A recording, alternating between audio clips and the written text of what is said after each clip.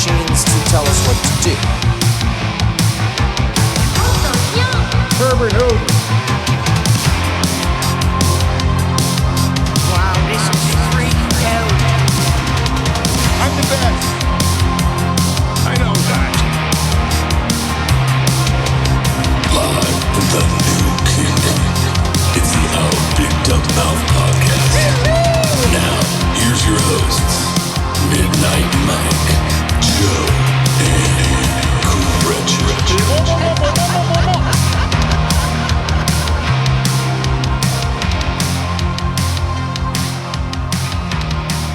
Hey everyone, welcome back to another fun-filled podcast adventure. Hooray! My name's Midnight Mike. Joe's over there on screen. He is. Uh-oh. I hate this place. I'm back in a big way, everybody. Yeah, you are. And Gretchen's over there too. I've just been standing here since Wednesday. Well, someone has to stand guard. Yep. Got to keep the stream going. You're like those red Imperial guards in Star Wars that don't do anything. Pretty sure those are mannequins. They stand in the background while they just looked at Emperor Palpatine get destroyed by Darth Vader. And then they casually just kind of skulk out of the room. Hey, man, we get paid either way. Yeah, I don't care. They're union. They're not going to step in. Boy. Welcome back, everyone, for Saturday. Thanks to everyone listening on the No Agenda stream. We're on Rumble. We're on Twitch. We're on Twitter. Or X, whatever you want to call it. I don't know. Twitter. It says Twitter on my browser. Yeah, it is twitter.com still. So it's going to be kind of tough to shake that brand. Yes. I pulled some new clips of the that Katie Britt. I'm sure you saw the her response, Joe. I watched it at length. And she gave the worst State of the Union response for the GOP I have ever seen. She was breathy. It was very awkward. I watched maybe 5 seconds of it. I was like, this is really bad. I didn't even watch it. It made me embarrassed for her. Our families are hurting. Like I pulled a bunch of clips because it's just awful. Stop the suffering. Yeah, stop the suffering. And then she breathed like this, a lot of breathiness. Look, I know. And then she told a story about a gas station that she really liked. I'll never forget stopping at a gas station in Chilton County one evening. It was the worst GOP She needed response. some corn nuts. Yeah, Y'all, you can't make this stuff up. $2 hot dogs with every fill up. I know. The taquitos. Cigarettes, lottery tickets. That's what you can get at that. I'll never forget stopping at a It gas would have been station great in if she would have Chilton leaned County into one that evening. meme and just talked about her grocery store experience and then talked about all the stuff she got. And lottery tickets. And chewing tobacco. Well, the senator buys a lot of crap at the gas station. Just 3 minutes of her talking about what you got at this gas station. Yeah. Oh boy. Yeah, there's a lot of things going on. I got a few things that I want to get to. I've been listening to, for whatever reason, I guess I'm in the algorithm. I'm in the pole shift algorithm now. You know about the pole shift, Joe? Oh yeah. Ben, he was on the Tim Pool show. That what was that guy's name? The space weather guy? No, really. Did you? Yeah, it was a couple of weeks ago. It was fascinating. Maybe that's why it's in my algorithm. I don't think I saw that one, but I follow a YouTuber called Suspicious Observer. That's him. That's Ben. Oh, he was on there. Okay, I didn't know his real name. But I mean, that guy really does his research and really loves the subject of total annihilation of planet Earth. He loves it. And he's real good on climate change. Like Yeah. he's like, and it's very matter of fact. It's not sensational at all. He's just kind of like, yeah, like it's just not a thing. Like here's what's actually happening. And a lot of people are coming out with the exact same stuff. Like, dude, it's the sun. We've known it's the sun. CO2 is 0.04% of the atmosphere. So have fun with that. Yeah. And a lot of time he gets his information just from government documents and scientific research papers. Yeah. And he just kind of distills it down and lets everyone know what he's reading. And I find it fascinating. Obviously, very concerning. Like a pole shift, for anybody who doesn't know, I'm sure most people who listen to the show know about it, is that when the North and South Pole do some sort of polarity shift, typically scientists have said that this will take thousands of years to occur. But according to some released papers, some scientific research papers, it could happen within a week, at which point in time that would be catastrophic for everyone who happens to live on Earth, which is everyone who happens to listen to this podcast, as far as I know. They said on that Tim Pool show, they said that there's like one big one and then there's a half one, and I can't remember what the. Yeah, it's like a smaller one, but they can't remember what the sort of the cadence of it was. Like, is it 500,000 years or whatever it was? But we're due apparently for one of the halvesies. Well, that's not good. Well, I'll bring this up on the screen. I'll play a little bit of this. This is a video he put out about 4 days ago. And I'll play just a little bit of it because this comes from a more recent report done by, I believe, the United States Air Force. I'll bring this up on screen right here. Let's play like a few minutes. This is a research paper by Captain. Hold on a second. Let me boost the audio level. I got to boost the audio level here for everyone. So make sure everyone is able to hear this, and I'll bring it up on screen. Here we go. This is a research paper by Captain Tyler Williams, United States Air Force, now a squadron commander. And he wrote the work as part of his continuing education. It is his master's degree thesis. The content mirrors the knowledge that we have seen in scientific literature, declassified documents, and implied by government actions. The paper is from 2015, and by now they have surely made countless new updates that are not public. But for now, let's break down what is just the latest in the long line of evidence we've covered showing that the government knows exactly what is happening to this planet, a magnetic pole shift. First up, the confirmation that as of the 2010 magnetic field updates, Earth's field has weakened 15%, meaning that by now, in 2024, we're likely down 25 to 30%. This is confirmed by their acknowledgement of what geophysicists and the European Swarm mission said, that the magnetic pole shift and weakening of the field is progressing 10 times faster than previously believed, and that the field is in fact undergoing a significant shift. I remember when the Swarm mission director said exactly this over a decade ago, that we are seeing the stages unfold of the next magnetic pole reversal of this planet, with the primary concern being the increased interaction between the solar wind and Earth's atmosphere and biosphere, our living world. Now, he also has, beyond this, he's talked about not only the pole shifting, but crust displacement theory, which is kind of like what happened in the movie 2012 starring John Cusack, where the Earth's crust becomes unstable and moves very rapidly, causing catastrophic damage to everything on the Earth's crust. Now, this falls in line with the theory that the Earth is a globe. So, flat Earthers, you don't have to worry about any of this stuff. But for us people who live on the globe, this is could impact us quite a bit. And going back to like the crust displacement theory and pole reversal, there's not a lot of safe places on Earth to be. You want to be high up, I suppose. So if there is like crust displacement, it's going to create large tidal waves. The ocean, they're going to shift. They're going to churn, a lot of churning. And pretty much, I think where I am in Ohio, according to some maps, I'm mostly going to be underwater. And so if I want to live, I might have to move to Colorado.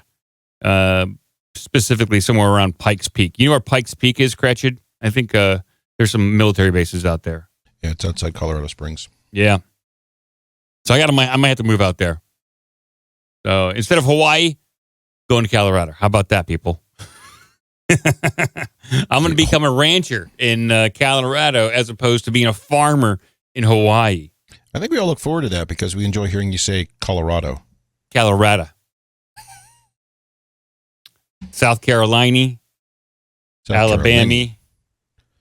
Yeah, so if this happens, it'd pretty much be like 95% devastation of Earth's population. But wait, you'd are you imagine. Still talking about are you talking about the magnetic field shift? Or are you now on? Well, So tectonic plates. So with the field shift, Which won't do anything. So it will do something. It will not. Well, according to this paper, the actual magnetosphere of the Earth is weakening, allowing. What's that? No, it's not. It's actually stronger than it's been in like millions of years. Like I said, according to this paper, according to that guy, according to the United States Air Force, and this guy said it's weakening, and as the poles shift, it could allow for more disruptive solar flare events from the sun. And so there could be more potential for brownouts or disruptions to electronic devices. What it will affect is the electromagnetic field, which will affect electronics and devices. It will not flip the poles. It will not rotate the planet. It will not sink, mountains or any of that shit. The devastation is going to be, I can't get to my tickety talks, and we're right back to where we were 100 years ago, which means, yes, for the first 5 to 10 years, it's going to be Mad Max all over again, but it's not going to destroy the planet. Not the pole reversal, if it's just that. But if there's crust displacement along with it, yes. No, that doesn't happen. Well, I'm just telling you what the report. You can say no all you want, but what I'm saying is those are say no to the report. Those are two unrelated things. That's like saying, well, I put gas in my car and then my house exploded. It's like those are two unrelated. Well, I'm just telling you what this guy talks. This guy talks about both pole reversal and crust displacement theory, and he talks about them on the same channel within the same breath. He's saying, if you read through this, the pole shift disaster coming. He didn't say the pole shift inconvenience. He says the pole shift disaster. So he is positing this as something disastrous. Well, I enjoy him. Congratulate him on continuing to dig his bunker there. Yeah. The issue will be societal, not geologic. It's not going to affect the biosphere. The dinosaurs didn't die off every time See, now, this is where, if you watch the Tim Pool show, they talk about various regions like the Sahara Desert being, highly, rich soil with, this is how they get to, these societies that lived in certain areas where it seems impossible to have lived, is they do say that there is a shift. That's what this crust thing I think you're talking about. It could affect weather patterns, sure, but that's just like the people freaking out every time El Nino or La Nina. They're like, well, it's a global climate change warning, warming, cooling, whatever. So right here in this study, it says because of the result of larger cosmic and solar particle interactions with the atmosphere, due to a reduction in the ozone layer and oxygen in the upper atmosphere, it could increase radiation exposure to the surface. Other effects because of that include increased mutation rates among us life here on Earth. So we're talking about X-Men kind of stuff. This is written by somebody who doesn't understand what radiation is. Again, take this up with the United States Air Force. They apparently are sending a lot of disinformation out there, which I don't necessarily disagree with that they wouldn't do. This is some dude's graduate thesis. This is not a scientific paper. Okay. Well, then there's nothing to worry about. You get far more radiation riding in an airplane than you do from any of these so-called effects. So there's a ton of shit going on that people don't pay any attention to. Anyway, just all right. So no one worry. No, I wouldn't worry. Also, look, Joe brought it up very briefly there that these flips are not like an instantaneous thing. People in general, I'm going to say people in general are very bad at statistics. We all freak out when there's 12,000 deaths for quote unquote from COVID. Never mind that there's 250,000 a year from fentanyl. That's different. Whatever. These flips take place over thousands of years. So even if the entire planet, North and South Pole, and the magnetic poles are constantly moving. Look that shit up. They move around as the magnetosphere changes. But the giant swap they're talking about, which is apparently going to cause John Cusack to come back from the dead and create 2012 all over again, from what I understand of what you said, I only heard part of it. That takes place over thousands of years. You know who doesn't live thousands of years? A person. So fuck them. I know. Well, they're saying that it doesn't take thousands of years. It could take as little as a week. Oh, okay. Yeah, I'll just that one. All right. So it could take 7 days. So if you got, I would recommend, Cretched, you watch that. Tim. Yeah. I don't like the Tim Pool show because I find he's really good speaking. He's like eloquent. It's like I have no problem, but it's just boring. But in this particular case, the two guests were it was a very interesting and compelling and somewhat concerning show. A little concerning. My guy. Well, I'll get right on that. I just wanted to bring that up to, because it's a Saturday. It's a lighthearted show, so nothing like the pole shift inconvenience to talk about. And I will move on. But yeah, it's interesting stuff. I mean, there's only hypothetically, if there is a pole shift, there's only so many things you can do with your life. And for the most part, just don't worry, be happy. Okay. I advise we get Bill Gates involved, and maybe he can go out and stop this single-handedly somehow. Is there any way they could raise my taxes, and that would pay for a fix? Let's give them the money, and we'll see what we can do with it later. All right. And we'll see if there's a solution. We'll check back in 4,000 years. Did it work? Yeah.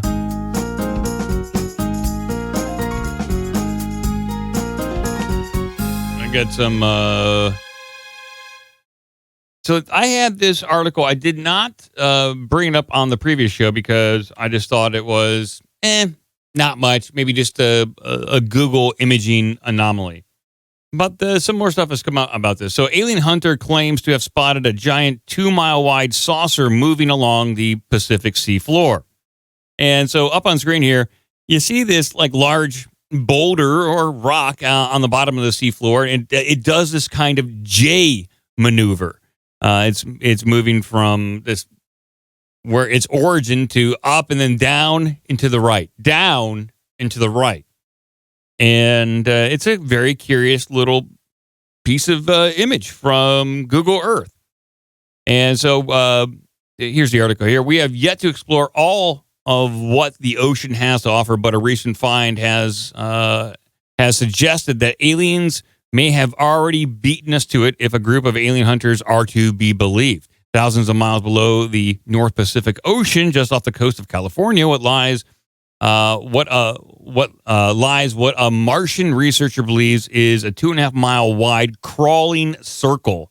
The conspiracy theorist has stated that the anomaly is under artificial control and is parked outside what could be an alien base. I think the last two statements right there are just wild guesses. This is the underwater base off Malibu, right? It's possible. Well, I think that's a larger structure. This is something different. So this thing is parked outside, I think, the base next to Malibu, waiting to get in as soon as parking's available. Like they lost their garage door opener? I don't know. But there is a lot of weird things off the coast of California, that's for sure.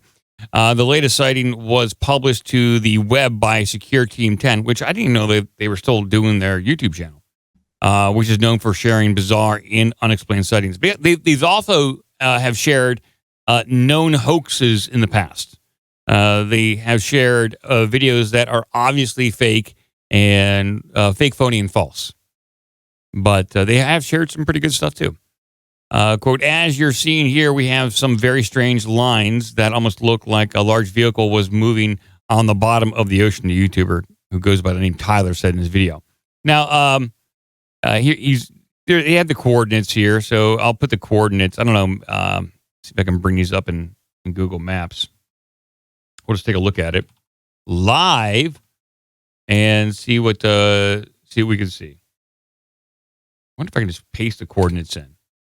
Yep, there it is. So where's it at? It's it's pretty deep in the the coordinates that they gave is in the middle of the Atlantic, not the Pacific. So that's concerning. That's because the pole's already shifted on you. While we're talking. Yeah, right. Right. So the coordinates I got are not. Maybe I pasted them incorrectly. But, maybe it should be negative. There we go. Nope, that went away. I don't know where it went. But, so someone went back and checked this out, and it looks like Google scrubbed that image. So the image that we saw in the, in right here, appears to be no longer there on Google Earth. And so here is the 4-kilometer wide object making tracks along the ocean floor, but it's blurred out now by Google. And there's nothing there. So Google just decided to say, nope, we're not going to give you that info anymore. So people have taken screenshots and have zoomed in. And it does appear, Gretchen, to be pretty close to that base. So there's a base off of Malibu. I'm still trying to find it in Google Maps because the coordinates they give are not correct at all. They are not correct at all. No. But yeah, they have appeared to blur it out, and so it looks to be right off the coast of Hatteras Island and Buxton, Buxton, off the coast of Buxton. So there is no Buxton, California. What are you talking about? I'm just telling you what I see right here. Like, where these the people hell are they looking here? I don't know where they're looking. It's some weird spot. They must have rotated it or in some way, but yeah, okay. But they did appear to scrub it. So anytime Google decides to scrub something, kind of piques my interest. They probably scrubbed it at the behest of someone, not just on their own. They were probably asked to, hey, can you blur that out? Because we're doing something down there and we don't want people to know. I suspect that's it. And it is, it's a UFO hotspot down there off the coast of California, especially Catalina Island, a very big UFO hotspot. And very interesting. It's all rumors and conjecture. This guy says it's in a deep underground or deep underwater UFO base. Could be something military related. Could be some sort of natural formation, although that's quite a track for a natural formation. Last year we covered the 4chan whistleblower who said that there were factories, like UFO factories at the bottom of the Atlantic. Maybe they have one in the Pacific Ocean as well. But it's all conjecture, and there's not much more we have on this right now. Can we go get like factory discounts, like blemished or factory seconds at this UFO factory? You got to have a card. You got to sign up like Costco. You got to be a member. Be a member? Damn it. You got to be a member. Membership has rewards. I got a few more stories over here for everyone. Some more interesting kind of stuff. I didn't bring up Kate Middleton. I don't know if Joe knows about that, but some obvious Photoshop jobs of Kate Middleton and more news this morning I saw. Her unknown whereabouts. She did. So coincidentally, so people don't know where Kate Middleton, the princess who is married to the future king of England, they haven't seen her in months at this point. They released a photo about a week and a half ago, which is obviously photoshopped. The royal family even had to come out and said, yes, this is not an authentic, genuine photo. It's photoshopped. And then they released another one, which is also photoshopped. There has been speculation behind the scenes that her hired help hasn't seen her in quite a while. Rumors that she's in a medically induced coma or that she is just dead. But why would the royal family cover up her death? Unknown. Coincidentally, a movie was just released on Netflix called Damsel. And in that movie, it's a fantasy dragon movie, but the royal family in there has to sacrifice 3 princesses in order to appease the dragon overlord, or else the dragon overlord will come and destroy the entire land. China? You can take from that what you will, but this is the second major princess. If Kate Middleton is dead, this is the second major princess who was married to a future king that has died in as many generations. So there's got to be one more princess. If we're going to follow that brand new Netflix movie as a rule, and I don't see why we shouldn't, then one more princess has to die. And then the dragon will be appeased. Do you want to take any guesses? Of what? What happened to her? No, the princess. Who's the next one? Well, it has to be the next princess in line who would be married to the king. Oh, it has to be from that family? Yeah, it has to be from that royal bloodline. Oh. Yeah. So Dragon's patient. It takes some. well, the dragons are Dylan long-lived, dude. They can live for thousands of years. We know this. Just like a pole flip. Yeah. Or weeks. Dragons can live weeks too. Dragons live 4 days and they die. By the way, Joe, Joe, what do you hear on the princess? What do you think? You think she's dead? There were like assistants or something who were working with her, and if you go to the Our Conspiracy, they have those guys are going ape shit over it right now. You can just scroll down the Our Conspiracy page, and they'll probably find a couple headlines. But yeah, apparently the people she works with, like her assistant and her team, because when you're royalty, you have slaves basically. Mm-hmm. Yeah.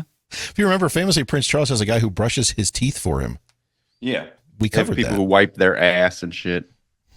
But yeah, apparently they haven't seen her in months or something, so she dead. Why? Well, so if she is dead, why would the royal family cover this up? It seems like this would be something that could be used as PR, as something that could really endear people to the royal family, considering that it seems like they're kind of sick and tired of them at this point. Like a death can really do a lot to increase your credibility and garner sympathy from the populace. Not unless you died in a very murderous way. So I don't know if I said this on the show, but the Princess Diana thing came up, and I was talking to David about it, my husband, who's Mexican, and he's like, yeah, everybody in Mexico knows that she was killed by the government and the whatever, the MI6 or whatever. Yeah. Like, it's the same as 9/11. Like, nobody down there believes any of the shit that all of our dumbass citizens believe. Yeah, it seems like the Americans are the last to believe that the Western governments do bad things to their own people. Yeah. Okay, well, Joe says she's dead, and there you I go. hope she's not dead. I'm just saying. Me too. But at this point, when the whole world is wondering if you're alive, can't you just pop your head out the window? Yeah. Maybe give a wave, the princess wave, say, I'm all right. I've just been doing some laundry. My maids decided not to show up. Where's Kanye? And remember, didn't Kevin Hart or somebody disappear for a while? And then the football player who had the heart attack on the field, he there was a whole thing there. And then he disappeared he was missing a tattoo or something. Yeah, he disappeared for a week, or the length of a pole shift, and came back in a big way. And now I think he waited for the pole to finish shifting, then he came back. And I think he's playing again. I think that football player he's back. He's on the field. Yes. Okay.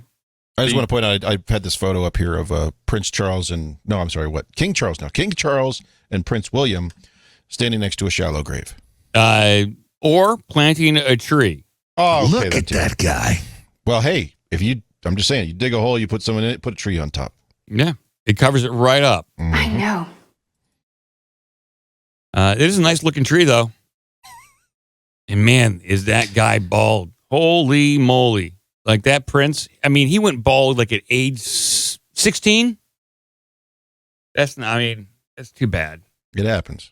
It does at age 16, though. It's tough. I feel for guys like that. He's got nice boots, though. We'll give him that. That's something. He's got his wellies on. His royal wellies. Probably right after this photo, who's like, get these damn boots off of me. Yeah, I'm tired of burying bodies. She's heavy. I didn't sign up for this shit. I got 8 more trees to plant today. Damn it. I got a few more. All right, here we go, people. Sorry, my throat. I feel like Biden. I'm coughing over here. I'm coughing. I shouldn't be coughing this much. I'm very phlegmy. I shouldn't be. You probably got the COVID. I don't know. I feel pretty good. You got the long COVID? You got the medium COVID? The short COVID or the long COVID? I got I don't know. It feels like a medium COVID, but I don't feel bad at all. I feel pretty good. Can we somehow align the pole shift to causing heart attacks? Because that's what's causing it. We could. Well, it did say with the if the Earth's electromagnetic field does decrease, increases in heart attacks does occur. There we go. So, got it. There Done. we go. I'm now on board. I have a Biden cough. Steven Seagal. Go back to Seagal.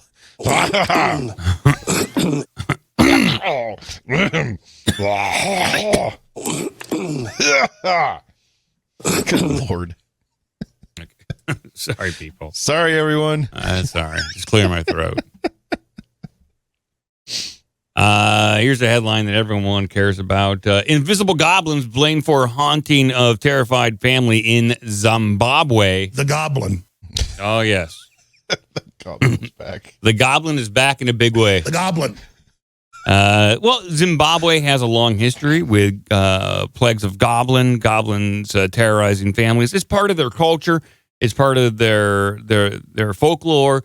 And when bad things happen, typically they blame a local goblin for their misfortune and all the bad things that are happening to them. But we'll read about this family right here. 3 young children and their grandparents have allegedly been at the mercy of some mischievous entities. The Goblin. According to local news reports, the phenomenon plaguing the family, who hail from northern part of Zimbabwe, began last November, and it quickly left them frightened and confused. Among the many incidents that have occurred at their home were cases of objects disappearing into thin air, strange noises, flickering lights, doors closing on their own, and even on a few occasions, the family's children, who are ages 8, 12, and 13, being physically attacked by an unforeseen force. The Goblin. Well, I mean, it could be. Goblins do have strange powers. The creature. One morning, our children woke Wait, up. is it a creature or a goblin? A goblin is a creature. We know that. One morning, our children woke up with their heads shaved. The Goblin. That is one mischievous goblin. That goblin's not messing around. It has access to hair clippers or a Flowbee or something. Hair clippers. I'm the goblin. It's got to be. It's a very disruptive goblin. You'd imagine the sound of hair clippers would wake you up. Like, that's pretty dang noisy. But that's just me.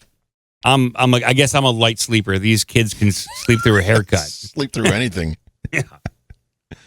All right. Well, let's get back to the story here. Maybe it clears up.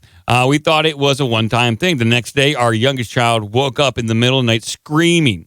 He had been stabbed in the leg with a knife. He also woke up with his head shaved again. Shaved again? We were all terrified and completely clueless about what was happening. In desperation, the family turned to spiritual healers and other practitioners in the region, but rather than help matters, such interventions only seem to make things worse. Intriguingly, when the grandparents sent the children to live with their maternal grandmother in South Africa, the phenomenon seemed to follow them there, prompting her to send them back home. Yeah, we don't need a bunch of hair clippings everywhere. We don't need a bunch of stabbings in the house. Go back to your other grandparents. While the family have attributed the occurrences to goblins, if this has been happening in the U.S., for example, it most likely would have been attributed to poltergeist activity, correct? Or an older brother who really wants to terrorize their younger siblings. That's right. And if you shave your own head first, then you can get away with it by saying you're a victim, too. Yeah.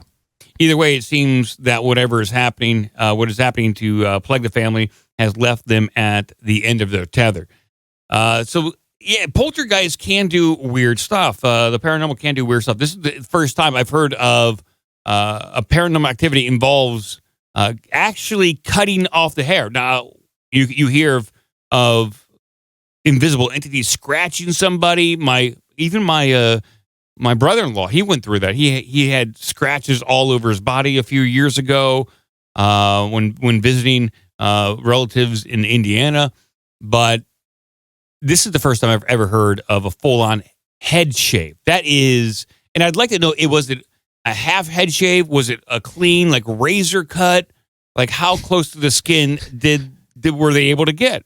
It was a high and tight, edge the hairline, back of the neck, got all the little flyaways. It was a quality job, Mike. Well, I'd like to know because that takes time, it takes effort, and a certain finesse to make sure you don't nick the scalp, don't ding it. There's a talent involved there. Is what I'm saying. Maybe they didn't tip appropriately, and the goblin came back the next night and just stabbed him. Yeah. Well, they stabbed the kid in the leg, the young kid in the leg. So didn't tip, stabbed that kid. I can kind of see that when you spend a lot of time and effort, like as a barber, you expect a little bit of extra compensation. Think how long that goblin had to work at that skill to be able to do that without waking up his customer. It's a talent. It's a talent, yeah. And how much time does that save you? Joe, you mentioned before the show you're due for a haircut. What if you could schedule a time for a goblin to break into your house, give you a nice quality haircut, and leave while you're sleeping? Let's do it. I don't know if they'll do a good job. A night cut. Night cut. A little night cut. This is a business opportunity. There is something there. Everyone's so busy nowadays. The last thing you have time to do is go to your barber for 3 hours to get a haircut. 3? My barber likes to take his time. Apparently. Getting a nice perm job there? I should get a perm. Why not? All right, well, there's some goblin news for everyone. I'm curious, what's the follow-up on this goblin story? Did any more further attacks or random haircuts? No, the officer, if you wish to offer assistance to the distressed family, please contact these people. So there's a phone number here. So I'm going to call him and tell him you better tip better because he's going to come back and stab the shit out of you.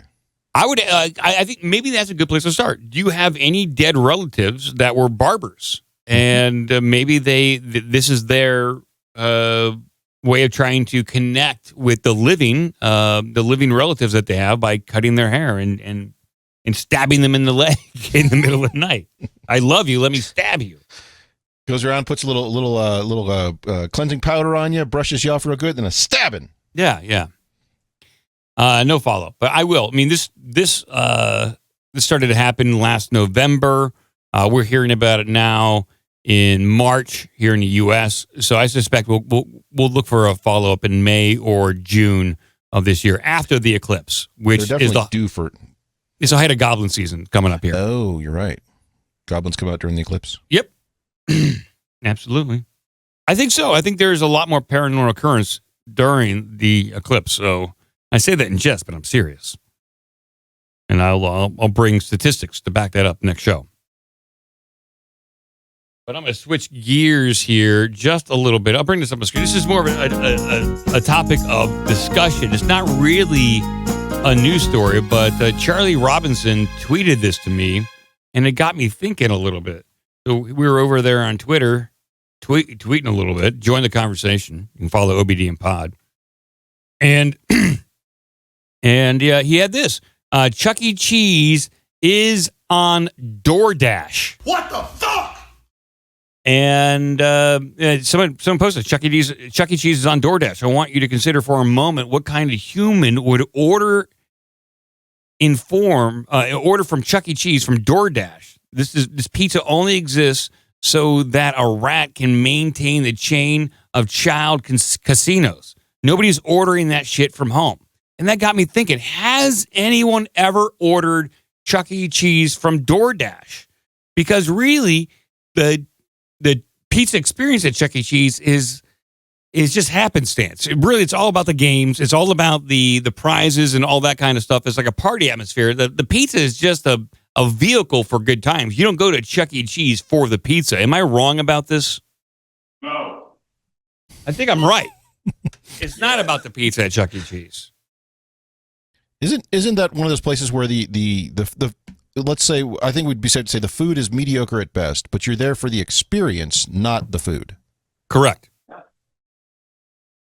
And so I think if we place a DoorDash for Chuck E. Cheese, we will be the first person to ever DoorDash Chuck E. Cheese. I don't think you'd be the first. Come on. You can get Chuck E. Cheese pizza in the frozen pizza aisle now, apparently. But no one's... Yeah, you can, but you can't... So can you DoorDash a frozen pizza? I don't if think the you can. DoorDash was the mechanical rat, that might be fun. Oh yeah, do they show up in costume? Well, Now that you're would be a talking. thing. If you happen to DoorDash Chuck E. Cheese, that would be the thing.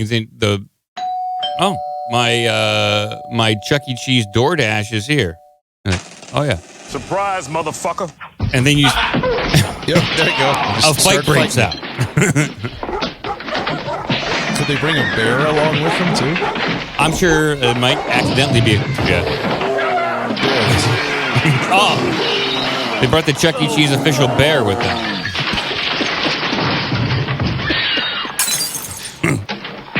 There we go. Oh.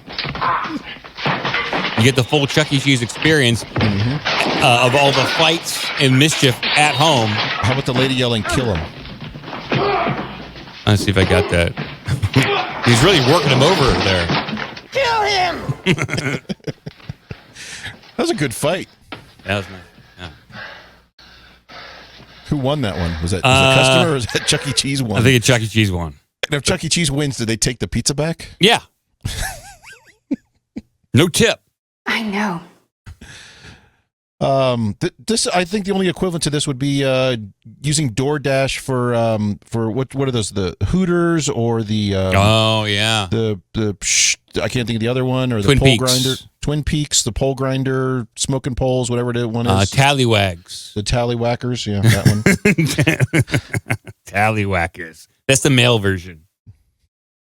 So you go to these mediocre at best restaurants for the experience of being at the restaurant, not for the food. So Yeah. very strange. You're going there for the atmosphere. And I found out that in Indiana, 'cause I was talking about this with my wife this morning. This is what I do. I wake up and talk about Chuck E. Cheese to anybody who will listen to me.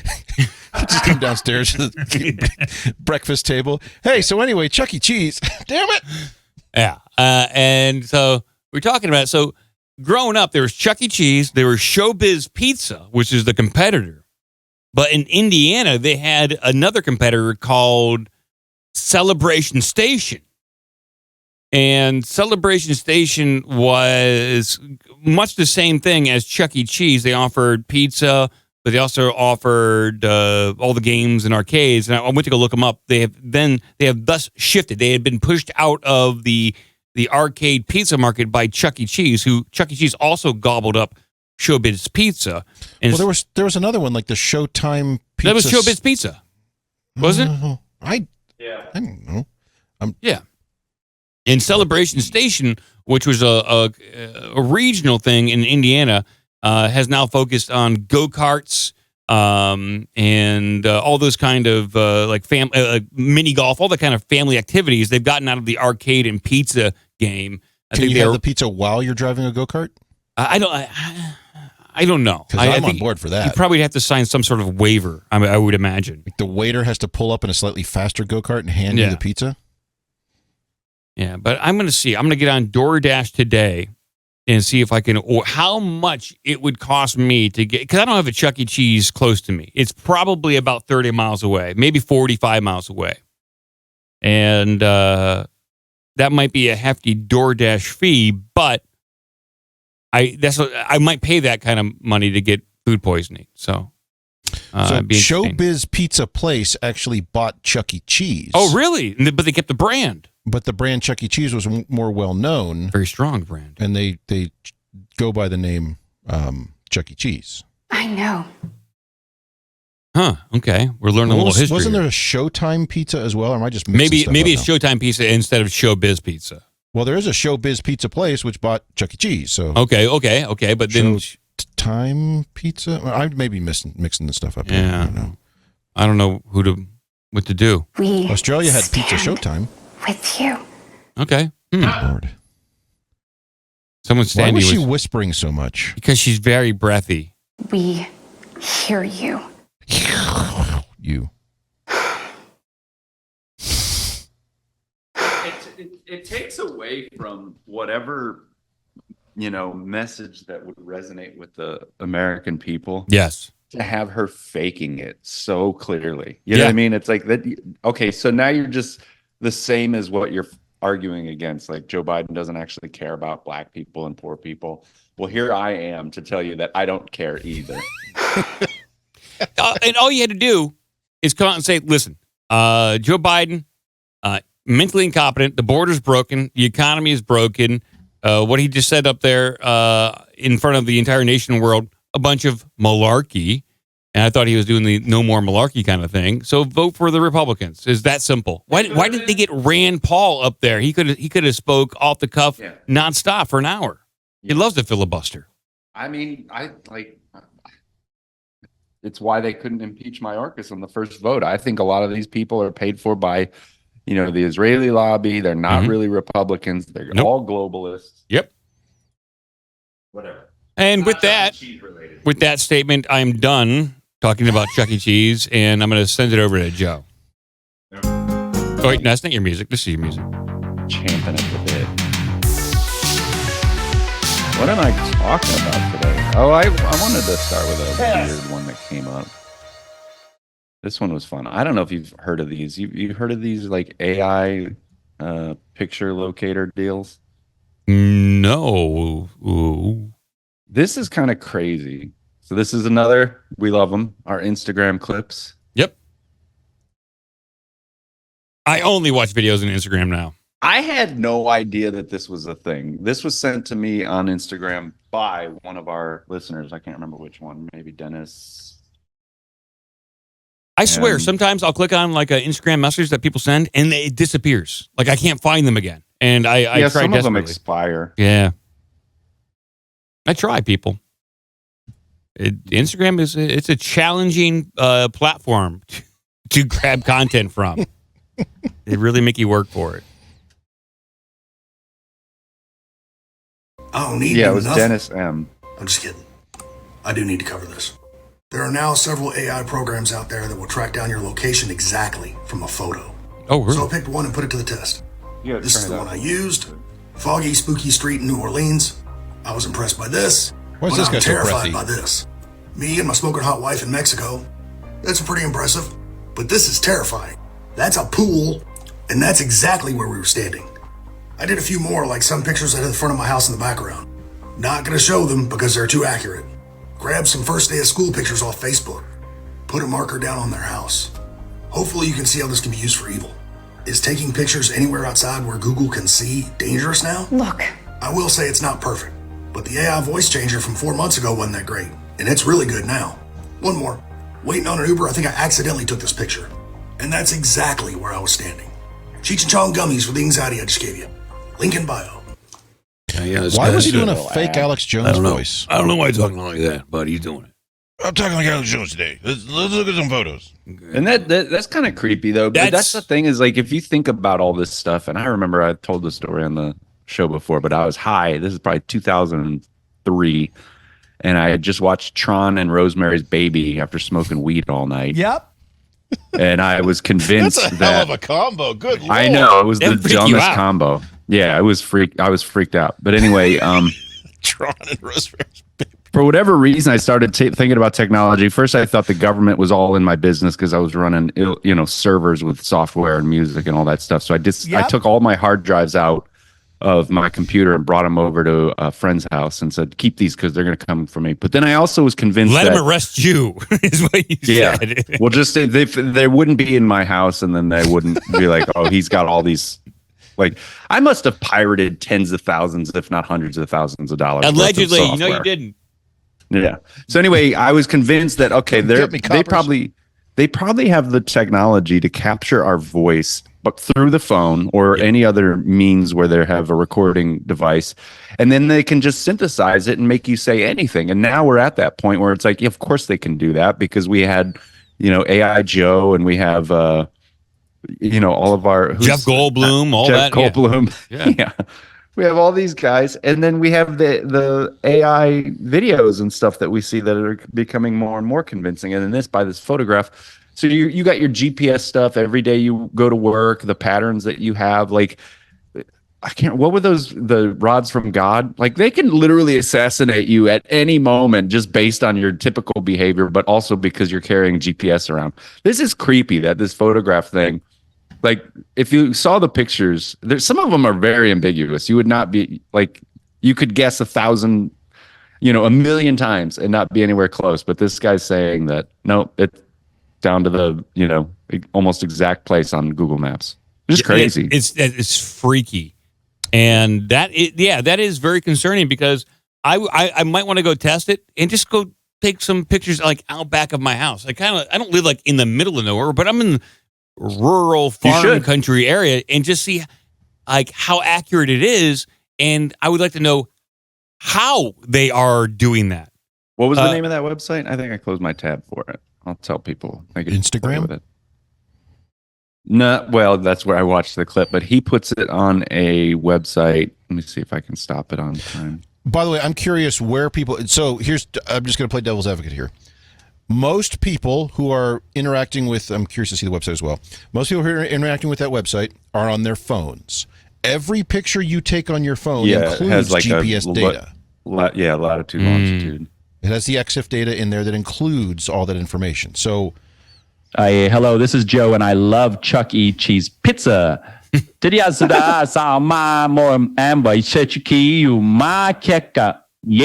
how gay I sound. I didn't type any of that stuff. It went to multilingual mode, and I didn't even want that. It's like just doing weird stuff. That's not what I generated. Sorry. Mike, if you want to try this live on the air. Yeah. That's the website. Okay. I can pull a photo out of my photos if you want that, or you can take one of yours. Let's download a photo of. I think that's the safest thing to do. We'll download a photo. What if I AI generate a photo? Ooh, that's stupid. Of a goblin. Why not? I'll use Midjourney to AI generate the streets of New Orleans, 1955, and then upload that and see if. Okay, so I mean, I guess so. It's like a fractal. We're looking at like, can it identify AI generated content of where it's supposed to be located? But if you want to download an image, while you're doing that, so I found here's a Chuck E. Cheese, and I know where it is because I just did a Bing give it to image search, and it. I don't know if this link will work. Hold on to your butts. So I know where this one is too. So you can. And I'm gonna strip the data out and do I'm gonna copy the image, download, strip all the information out, and dump it in there and see what happens. Okay. So this is a picture of Chuck E. Cheese. Okay. I'm gonna upload this right now. I love Chuck E. Cheese. I want to know where the Chuck E. Cheese is at. Very important for me to know. Could be Doordash from there. Yeah. Exactly. Only that one. That's the best location. They got the best mozzarella. So there we go. Find out this location. So here's let's see here. This image might have been taken in Pendale, United States. GPS location. It gives the coordinates. So the funny thing is, I got a different answer. Mine says this might have been taken in Rockville, United States, and neither of those are correct. Okay. Okay. Well, it apparently has some work to do with this stuff. In order to see it on the map, I had to log in and sign up for their services. I'm not willing to do that just yet. Mine gave me the GPS. Okay. Or you can paste a photo link. Okay. So you don't have to download it. You can just give it a link to a photo, and that can work too. So. And the GPS information it gives me is some street in Vernon, Connecticut. So it's way off. Okay. AI is going to kill us all, people. It's a bit hit or miss, is what we're trying to say. So, okay. Well, I do want to hear more from Dollar Store Alex Jones. Okay. See if mine worked. Okay. I'm trying to download yours. I don't think it's right. Wait, I don't see your photo up there. Did you put it in the Carrot Shop? I thought I put it in Carrot Shop. It's above whatever Cretchen did. My nasty Bing. Oh, no, I don't. Oh, I see it. There it is. Okay. I have to download this. Come on. There we go. Okay. So you know where you took this. I'm going to say it looks like you took this picture in Mexico. I did. Yep. And I can tell you 100% certainty it is not. So I am. And so San Buenaventura, Mexico, GPS location It gave me a different one. Wow, really? It gave me let's see. Puebla, Mexico. Did it give you These Puebla? computers, I tell you, they just get crazier and crazier. Apparently, it's got to get better. No, this is saying San Buenaventura, Mexico. That's what it says for me. So that's wrong. Dead on. It's perfect. Yep. No, and I'm looking at it on the map, and I don't think I've ever been there. Yeah. Actually, wait. Wrong. I've been there? Maybe I have been there. Yeah. Maybe you don't know that you were there, and you were actually there. Wrong. I'm pretty sure that for your was night cut. I'm pretty sure that was like Piedras Negras, but it may be right because it is close to Merida, and I did go to Merida. Actually, no, this is more towards Mexico City, so no, this is not right. It's not right. I know. It's not right. Okay. Nope, but it is Mexico, so we got it. We got that. I mean, it's partly correct. You know, it's a big country, though. It is. Another shorty for you. Okay. Did you see Judge Napolitano talk about Trump and JFK? No, I read about it, but I didn't see him talk about it. I'd like to hear it. No, it was fun. We always like little JFK news. Huh. I can't believe how long has it been since JFK was assassinated? 80 years? Yeah. 60 years? 63. 60 years. And we're still talking about it. I guess we're still talking. I mean, people still love the Beatles, so I guess that makes sense. They're still releasing songs, too. Yeah, with AI. Maybe JFK needs to release a new speech via AI. Anyway, it's another Instagram clip. Here's AI does not do very well with accents. I tried to clone Lindsey Graham, and it doesn't do very good with Southern accents or Irish accents, unfortunately, at this point. The only two you tried? Yeah. Like, this sucks. Can't use this thing. But here is Judge Napolitano. Here we go. With President Trump in the White House. He called me a lot.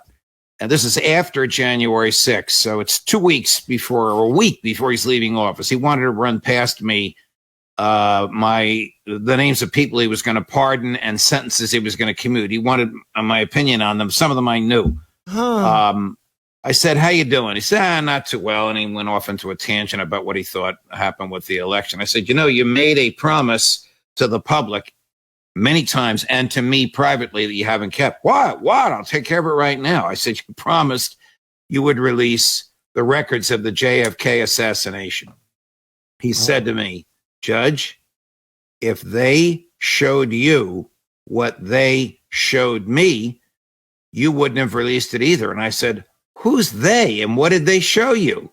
And then he said, Judge, someday when we're on the phone, and then he raised his voice, and there aren't 15 people listening to the phone call, back to a normal voice, I'll tell you. Oh, my God. I mean, this makes it sound even worse. Who are they? Probably somebody in the intelligence community. Yeah. What did they show him? JFK's brains blown out? This is it. It was said by one person that after the Kennedy assassination, there has been no president. They have only been factotums of the system since then. Yeah. It may well be the most decisive event in modern American history. Right. The Deep State Department. That's interesting. I wonder if Judge Napolitano and Trump ever talked about this again. So I don't know if Trump legally could at this point, since he's not the president. He read what they showed him. I'm assuming it's the CIA. And that's still classified because it hasn't been declassified. Then if he told something to Judge Napolitano on the phone, he would be leaking some information. So that's concerning. What do you think it is, Joe? But it's probably has nothing. It probably is maybe not that the CIA killed JFK, but something much more sinister. Yeah. Well, I don't catch what you guys said about TikTok, but the Israel Zionist thing tends to be popping up more and more. And I have a feeling that there was at least Mossad, they knew about it. If not, were completely, on board and involved with the CIA in coordination with the assassination of JFK. Maybe it was that. Yeah. Maybe it was that the Secret Service is completely compromised and that the Secret Service took him out, because that's another theory that the Secret Service actually helped facilitate that entire event, that the entire intelligence agency worked with one another in some way in order to take out the president, and that they showed the documents to President Trump, and Trump went, oh shit, I really don't run anything. Yeah, you'd have to be stupid to think that. But why wouldn't Trump release it at that point? Because that'd be devastating. That would be absolutely devastating. So it's got to be something disturbing, like world shaking, I would imagine. Yeah, I mean, I think he probably likes to be alive. So sure, it's probably one of those things where, it's 100% verifiable that should you say anything about it, your life will be over. So essentially saying anything is committing suicide. So it could just be that extreme that he's like, I'd prefer to be alive for now. Let's not do anything too crazy. Because you're right. I mean, 60 years, whatever it is, like it's been a minute. Most of the people involved are dead. Most of the people that, if they had a hand in the assassination, are dead at this point. But it's the head in the bed and like the Godfather. Like, we can get to you. Mm-hmm. You know what I mean? Like, that's whatever was shown. It was, we can get to you, and that's why I think he's not saying anything. Mm-hmm. But anyway, Trump, he's a bad guy, right? He did the January 6th insurrection. He's a traitor. They tried to take him off the ballot. Mm-hmm. They're convincing us that January 6th was such a, oh my God, it was so bad. Better. We know it's not. But anyway, a lot of stuff has been coming out recently. Play this clip. This is from The Hill, and this black lady who's in for the other idiot, Jessica, who they're both equal. I don't know. They're fighting for who's stupider. Oh. Like, it's breaking her heart to listen to this guy, like, basically just say exactly what any smart person or anyone who's not retarded already knows about January 6th. But people are like, it's come out that Cheney and a lot of these people, like Liz Cheney, were actually hiding evidence that would have exonerated Trump for a bunch of the stuff that they claimed he did in that sham January 6th, primetime falsehood special. But listen to this guy on The Hill. Okay. Let's listen to The Hill. Well, the big thing that's coming out here is it is apparently clear that Donald Trump's deputy chief of staff, Anthony Ornato, gave witness and testimony that Donald Trump and Mark Meadows had requested 10,000 National Guard troops for January 6th. They were concerned about a clash between the pro-Trump protesters and the anti-Trump protesters, and they were wanting more security. All of that was withheld from the January 6th committee and it was basically exculpatory evidence, which it really paints a picture that this whole January 6th committee had a predetermined narrative that they wanted to uphold, and they got rid of anything that contrasts or contradicted what they were trying to find here. Yeah, the report from Barry Loudermilk's office points out that there are multiple pieces of evidence that were either suppressed or destroyed or excluded from the January 6th Select Committee's report.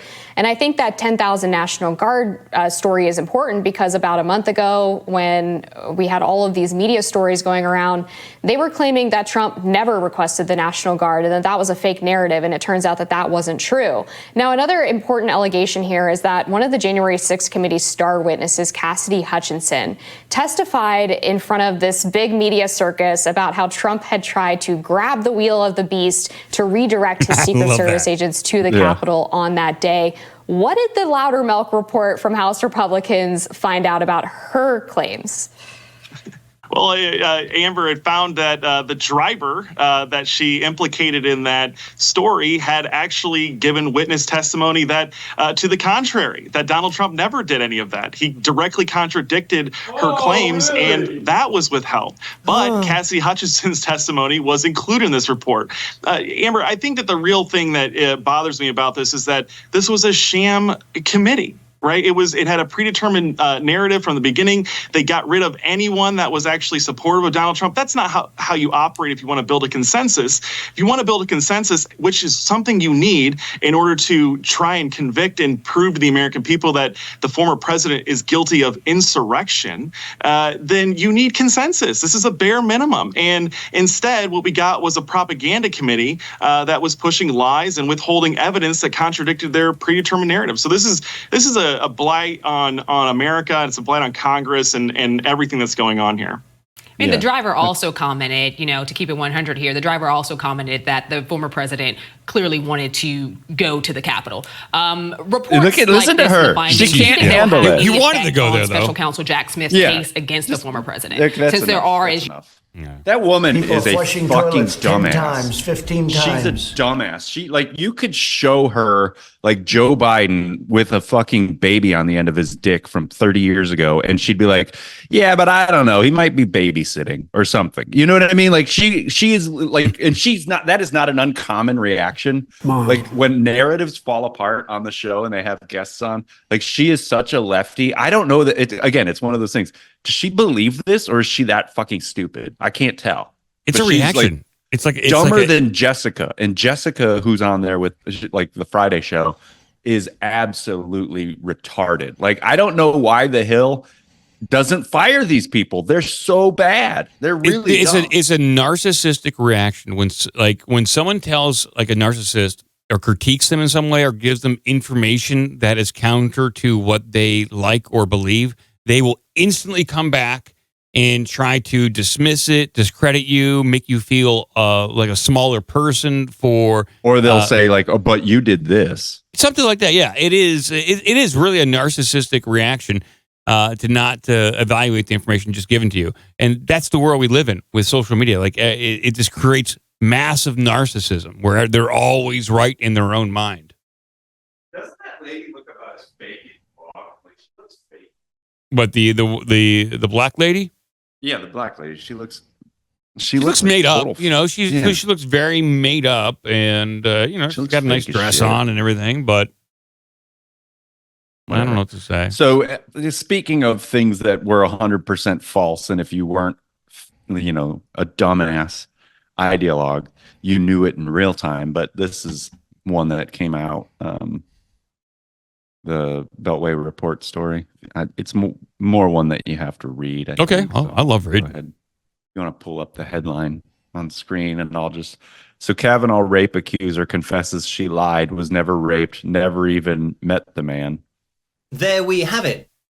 So the shit show the Democrats staged at the confirmation hearings for Donald Trump's Supreme Court nominee Brett Kavanaugh was a disgusting group denigration of the high office Democrats have been entrusted with. This was borne out again when Senate Judiciary Committee Chairman Charles Grassley made a third criminal referral, this one against second Kavanaugh accuser Judy Monroe Layton. Here's Grassley's letter of referral to Attorney General Jeff Sessions and FBI Director Christopher Wray. I am writing to refer Judy Monroe Layton for investigation of potential violations, material of false statements, and obstruction for material false statements she made to the committee during the course of the committee's investigation. So essentially, like Chuck perjured herself. She perjured herself. She perjured herself. She just made this shit up. It's like that E. Jean Carroll lady. Like the woman is batshit nuts. And it's like, oh yeah, well, so Donald Trump. So now they're out there calling Donald Trump a rapist because he got convicted in a civil case for defamation because he said he never raped her. So he got sued for defamation for saying, I never raped her. So like he defamed her by saying she's lying. So now he's a rapist because of the civil case for defamation. It's like, it's so fucked up. Her cat was named Vagina. It was. It might still be named Vagina. We don't know if the cat's still alive. Gotta find out what happened to that cat. Tell me about the cat. And just real quick, back to January 6th. This is an older one. But I mean, this is the name of the game. Like they just lie and lie and lie, and then years later or whatever, they kind of put like either a retraction or they kind of walk it back to the point where it's like, okay, so none of that was true, but it'll be quietly inserted and no one will ever hear about it, which is why probably a lot of your friends on Facebook, I know a lot of my friends, former friends, whatever the fuck I want to call them right now, still believe Trump is, you know, being puppeteered by Vladimir Putin, you know, all the dumb shit that the media gins up. But this is an older interview that Tucker did, but more confirmation. Grassley's not dicking around. Just to go back real quick to the cat. He's the one who had all this stuff on Hunter Biden and all that shit long before a lot of the other stuff started coming out, because he had whistleblowers coming from the Justice Department. And Chuck Grassley? Yeah. Chuck. He's that old man who's like, I don't need to deal with this shit, but he gets the information for some reason. And then he's out there and he seems like a very matter-of-fact person. He's not the kind of person who wants to, like, it's not like Nancy Pelosi. Like, I want to get this motherfucker. That's not Chuck Grassley's thing. I think people go to him and are like, yeah, he's a nice old man. Till something comes out. But we'll play this clip. You say that there were FBI assets in the crowd, in the building beforehand. What's the scale of this? Are you talking like 10, 20? No. So real hard, objective, and conservative estimates would put the number of FBI assets in the crowd and inside at well over 200. 200? Yeah. Yeah. I mean, the objective was to destroy the entire MAGA movement, to forever stain the patriotic fervor that was associated with the America First movement. And the establishment, both major parties, were determined to smash that out of existence, not just by defeating Trump, but by destroying the reputations of the movement itself, by creating this narrative that was totally false, that America First Republicans are somehow a danger to our republic. So who was that guy talking? That's the Louisiana congressman. I can't remember his name. He's got a positively Louisiana name. From New Orleans. Yeah. Okay. All right. He's got that real Southern drawl. Clay Higgins. Clay Higgins. Yeah. I mean, when you have the FBI refusing to give numbers of how many informants they have there, and then you have the military and the Department of Homeland Security refusing to say how many people they had there. It wasn't just one agency. It sounded like it was a party. It was. It was like an after work party. It was it's fun. like, hey, yeah, grab your shorts, put your hats on. We're going to go down there, cause some trouble, and it'll be a team building exercise. Essentially. Yeah. Yeah. Yeah, it's a joint exercise of all the deep state, operators. Yeah. It probably was fun for them. I mean, when you see some of that footage, like some of the January 6th documentaries that people who have found the footage have, like, the police are having fun. Like, they're shooting like canisters of gas into the crowd fun just to to shoot get them people. all. And like when you see it and they're talking all casual about it, and then you've seen these little video clips of them saying, "Oh, you got to change your shirt because we're going in as Antifa," and it'll be police, and then it'll be like, "Turn off your body cams off," and stuff like that. Think about it. Like, it's a rare opportunity for you to smash windows at the Capitol. Not a lot of people get that opportunity. No, and you can tell your grandkids about that. You're like, yeah, I was down there, smashed windows at the Capitol and all that kind of stuff. And I'm sure someone's going to write a book in a few years saying how they had such a good time down there smashing the Capitol and shooting people because it's fun to do. It's like a demolition derby at the Capitol. Yeah. Yeah, we talked about it. Like, one of the fundraisers at my high school was you could pay whatever it was, $10, and then beat down on a car for, like a minute. Let's do it. You could pick your thing, like a shovel or a sledgehammer or baseball bat. So I'm going to use a frozen sausage to do it. That'd be fun. Okay. But speaking of lies and how, like, things get crazy over the years, like Alex Jones.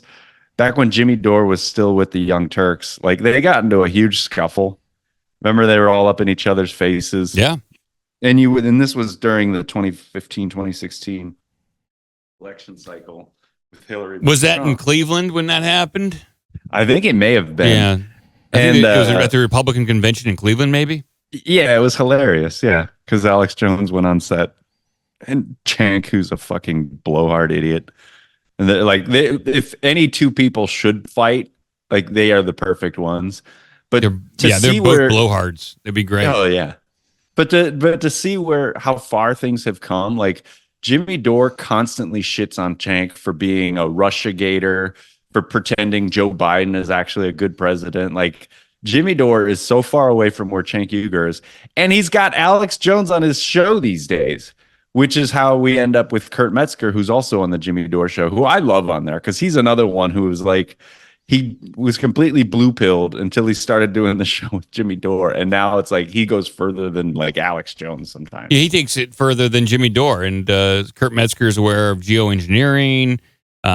He's all, I don't know if he's all in, but he's aware of a lot of the conspiracy stuff. He'll indulge and talk about it. It's amazing. Yeah, he's like, he considers all possibilities, and it's refreshing to see on Jimmy Dore's show. So if you remember, and we say it on the show a lot, that like when COVID started hitting and we were like, these are going to be red pills, people are going to start seeing it. And now you've got like Dr. Drew and Dr. Phil and Kurt Metzger and Jimmy Dore, like all these people are kind of coming around, but like, holy shit, how much else don't I know? But it was interesting. I just like Kurt Metzger's got a really fun attitude too. So he's talking about Alex Jones here.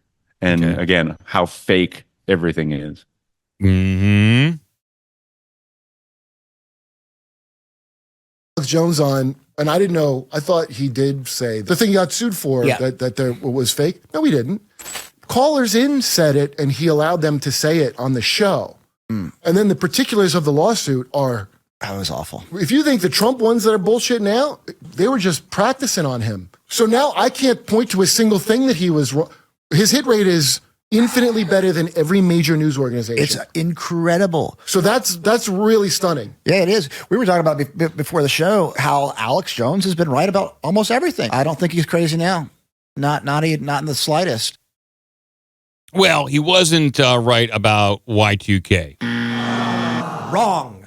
There have been instances of where Alex Jones has been wrong, especially when like hyping up like martial law. He was wrong about certain aspects about the Black Lives Matter protest. He was yeah. So he's got a good hit rate when it comes to reading documents, globalist documents, and the overall New World Order assessment. I would say he has a 70 to 60% hit rate, which is pretty good considering all the news that he covers. But yeah, for considering what they got him for, they found something that tugged at the emotional strings of people, and then they just decided he was guilty. There was no trial. They decided he was guilty, much like what happened to Trump in New York with the fraud case and his building and wealth. So, yeah. Is it time for phone calls? You want to do one more? Up to you, Joe. Up to you. Let's do phone calls. Okay, we're going to move over and do some phone calls. Go ahead, take the phone calls.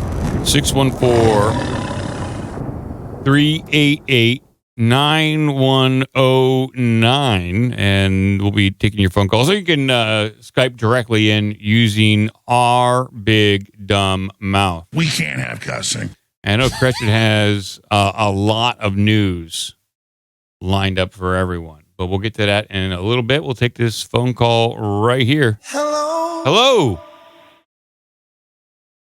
Hey, how's it going? Blueberry. Happy Saturday, everybody. Hello. How are you? Doing well. I have something real quick. I just wanted to tell y'all thank you for doing the open phone lines. Because of the Saturday calls, I was able to get in contact with somebody here in the Minneapolis who owns a rehearsal venue. And April 6th, we're going to be doing a live stream with the band 12 Rods. We're going to have a 48-inch boostable disco ball. We're actually going out there today to test stream some stuff. And yeah, I just, thank you so much. Is that test stream listenable to people?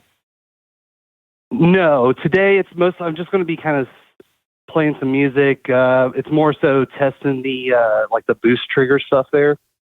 Because we don't have a band today to test, and we won't have all the video cameras that we need. So well, we should take more. Testing, like, But April 6th, we'll be live in the podcast apps. Very cool. It sounds like But something that Adam Curry is very excited about. I'm fucking stoked for it. Oh, Man. okay. But yeah, actually, I'll be on Podcasting 2.0 the April 5th, that Friday. We'll be talking about the show and how we got there, and then pretty much driving straight to the venue to get loaded in. Very cool, man. Cool piece of tech.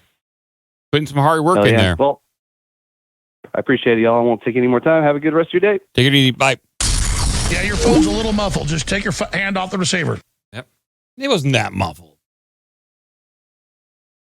He called in. He didn't call in through Skype. He called in via his regular phone. That's what it sounds like. By the way, update. A lot of people wrote in with suggestions for my wife on how to get her Facebook back from the impersonator. And so far, the one person who had the best idea, Tom Starkweather. Yes, thank you, Tom. He had the best idea. Was it to put the guy's put the other Facebook account into the AI thing, and then you go find the person and smack him with a frozen sausage? No, that's the new idea. That's a good one right there. His was just to pay for verification. Caller, you are on the air. Hey, Mike, it's Junkyard. Junkyard, long time no hear. Long time. I had a Chuck E. Cheese story. Okay. We would love to hear a Chuck E. Cheese story. It's pretty stupid. There's a conspiracy theory where you can't find pizza slices that match. Like if you take a pizza and you cut the slices, well, one half of pepperoni is going to match the other half right next to it, right? Well, at Chuck E. Cheese, none of the slices match because they're taking all the leftovers and just making pizzas of other slices. I see what you're saying. And just handing them out. There's not an even number of pepperoni on there. You know what? That sounds like something that should be investigated. How do we? I guess I had to Doordash and then count the pepperoni, right?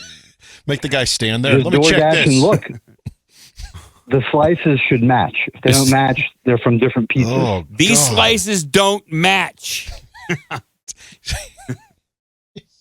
I wish I'd take out a measuring tape and maybe a slide rule. Maybe your official Chuck E. Cheese micrometer. I mean, this is I've never heard of this one, but it sounds like something that's plausible. Like, yes, they would reuse the pizza because not every pizza gets eaten, so they put it back in, they warm it up, maybe sprinkles some new mozzarella cheese on it, some more pepperoni, and you got yourself a fresh piece of pizza, right? People, there's videos on this. You can do image search. It's people struggle to find a picture where the pizza actually match. Oh my God. Ugh. Oh no. This is That's very all I got. When was the last time you ate at Chuck E. Cheese?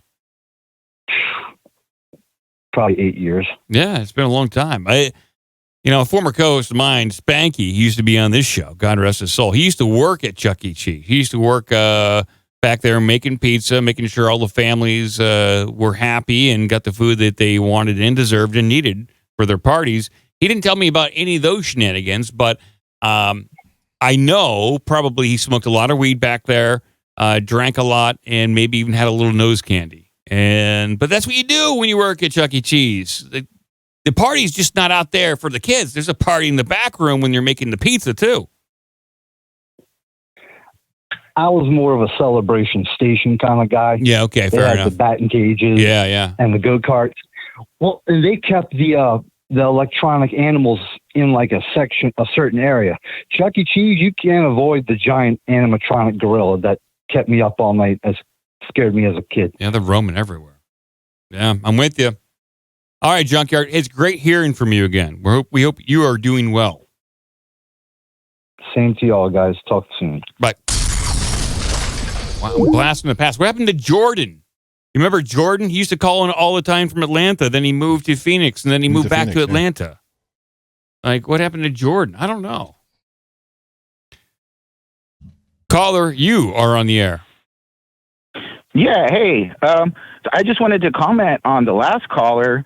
about the Chuck E. Cheese reusing pizza slices. I can swear that you guys covered that in a previous episode, maybe like a year and a half ago, where there was actually some branch of Chuck E. Cheese that got busted for doing just that thing. You know, times are tough. But I feel like I remember that. Times are tough, especially during COVID. Chuck E. Cheese did not fare well during COVID. So I could see that being not even a management decision. That's a CEO decision in order to cut costs, to stay afloat until they could really maximize profits with Doordash. But yeah, I could see that. Maybe, Cretched, does that ring a bell that we covered that story? I'm digging through the archive Cretched crevice right now to see if I can find it. It's a very concerning story. I can see it happening, though. So, and one other thing, just because the whole thing is very nostalgic. So, regionally, in Tacoma, Washington, there was a place called Pizza and Pipes back in the 80s. And it was a pizza parlor that the main focus was like a big Wurlitzer, Oregon. They had a huge, pipe display, and then all kinds of other instruments like percussive instruments and marionettes and all this other stuff that went around the dining area that the organist could control. They have any arcade games there? They did have a couple arcade games. I can remember one. They had the Journey arcade game. Wow, okay, that's classic. Spy Hunter. Yeah. A couple pinball machines, and on every Friday and Saturday night, they would do like a Star Wars medley, and employees, or actually, I guess it was the real thing, but Darth Vader and Obi-Wan had come out and have a lightsaber fight, like in the dining area around all the tables and stuff. And it was a really, really cool place. You could request songs. So like Eye of the Tiger was very popular at the time. Sure. And eventually it closed, and then did George Lucas sue them out of existence? It burnt down. Yeah, it closed, and then it burnt down under suspicious conditions, and then I think they built a Red Robin in its place. Yeah. So a Red Lobster took its place, you said? Red Robin. Red Robin. What am I doing? Yeah, it's a shame, but it's great to reminisce about no pizza parlors. I and- mean, yeah, when you're a kid, I always look forward to going to Noble Romans or Chuck E. Cheese, but Noble Romans was around me, and that's where you could go in and watch them actually make the pizza. It's like, oh, look back there, that's the pizza that they're making for me, and then I'd play Contra or Street Fighter 2 or some shit like that, and then eat pizza, get a stomach ache, and go home and have food poisoning. That was nice. Yeah, that's what it's supposed to be about when you're a kid. Yeah. Oh, hey man, thank you. What's your name? This is Brandon. Brandon, where are you calling from? I'm in Olympia now. I've called, I don't know, maybe 2, 3, 4 times over the last couple of years. Been on a hiatus for a while because I got really I got bit by a cat, and so I spent like a week in the hospital, and then for the next 3 months I had to go get an IV every day to Did you get that rid fucked of the up bacteria that the cat has? Yeah. It was pretty bad, and I was told that I was lucky that I came in when I did because it could have been a lot worse. So what was the cat's lost a lot of name? function in my hand. Cat. It's just it's my mom's cat, so I just call it Mom's cat. Okay.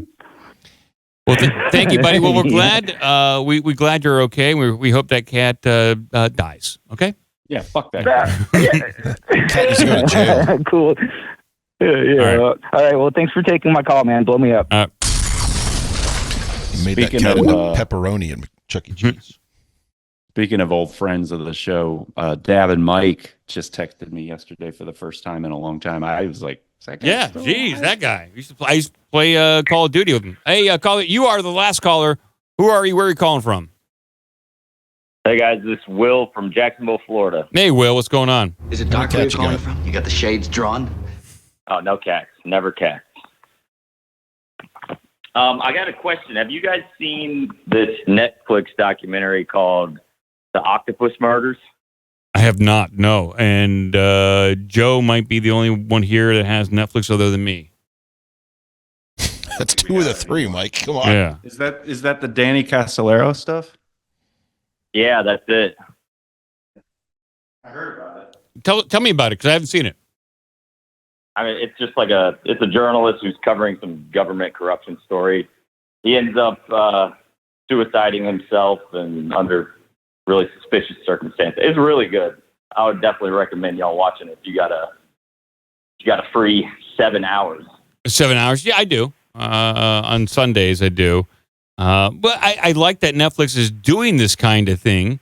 Do you think it will change anybody's mind? Honestly, my brother, not into conspiracies at all. I told him to watch it, and he was just like, "Oh man, yeah, our government, doing some sketchy stuff out there." So it might. So let's see here. So it looks like his death became controversial because his note suggested he was in Martinsburg to meet a source about a story he called The Octopus. This centered on a sprawling collaboration involving the international cabal and primarily featuring a number of stories whose families, stories familiar to journalists who worked around Washington, D.C. in the 1980s. So let's see, it had to do with software manufacturer, Justice Department. So it goes back to the Reagan era. Sounds interesting. Yeah, I'll check it out, man. I haven't seen it. Yeah, I'd love to get your take on it. It's a real mind fuck. But yeah, if you got time to kill, it's a good thing to watch, I'd say. All right, man. I will check it out right after we get done with Deep Space Nine, Star Trek. Yes. Of course. Oh, Mike, I got one question for you. Yes. A few years ago, you were talking about how you wanted to try DMT. Mm-hmm. You had a chance to do it yet.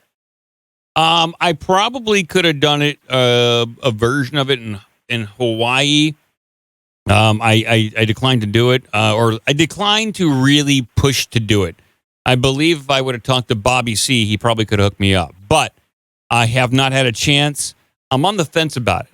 I want to do it in a nice, comfortable environment. I just don't want to do it spur of the moment. I'd like to plan it out and have a recorder set up so I can record myself.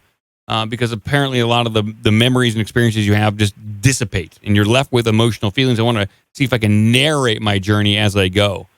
I'd like to. It's just it's not easy to get your hands on, I guess. So. Yeah, and you're probably in the same boat as me. Like, I've done all the drugs, but I am terrified to do that. I'm up in the air. I'm up in the air about it. But everyone that has done it that I have talked to, in my personal life, they have told me they've come back with the knowledge that we live in a matrix.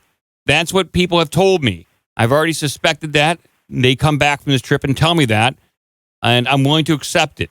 I might not have to go on that journey to get that knowledge. Yeah, I feel like we already kind of know that. Yeah. So maybe don't even do it. Yeah, I don't got to go to Washington, D.C. to know it's full of swamp monsters. I know that. So. You might get suicided. You never know. Yeah, you never know. Well, thank you, man. What's your name? Right, well, huge fan, guys. I really love what y'all do. Thanks for being so consistent with the show. You're welcome. Well, take it easy. Right, where are you at? Baton Rouge, Alabama? Jacksonville, Florida. Jacksonville, Florida. Okay. Well, thank you very much. Let's talk to Dan in Texas. Take it easy. We'll talk to you later. And it is time now for us to go to Cretched. It's his time to shine. Don't cry! Hold it back! It's like general life advice from Patrick. Don't ever cry. Hold it back.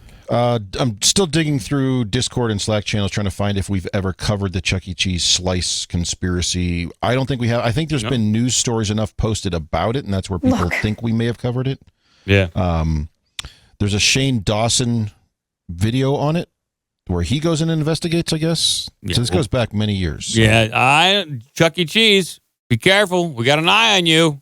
We see you. We do. The consensus is it doesn't help that Chuck E. Cheese also has a thing called the Chuck E. Cheese Recycle Squad. That's not a good look for him, but yeah, it's a bad look. Keep in mind also, Chuck E. Cheese is one of those places where, because it's serving families, you can get like half and half pizzas. We want half cheese, half wet vegetarian, whatever it is. So a lot of it comes from that. Things getting pushed next to each other, and honestly, they're cranking out medium at best pizzas. So, there's going to be a lot of inconsistencies with. You're being slice very sizes.